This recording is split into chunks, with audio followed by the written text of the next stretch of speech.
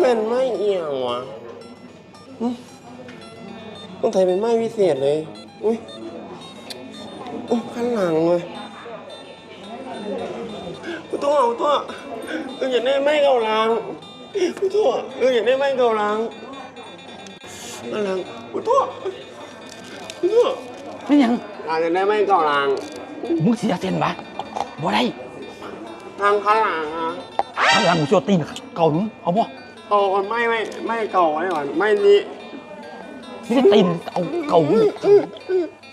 อยากได้ไม้เกาลังบ่ออกมันแพงอุ้ยทางไม้เกาลังจะแพงยังไงเครื่องโลมันบ้าปะโชว์มาอย่างเครื่องโลนี่เครื่องโลมันมีเงินซื้อมึงดอกไม่อยากได้ไม่เกาลังอยากได้เกาลังอย่างเครื่องโลร้านพวกเขาใจมันเครื่องรู้ของเท่คำเท่เครื่องรู้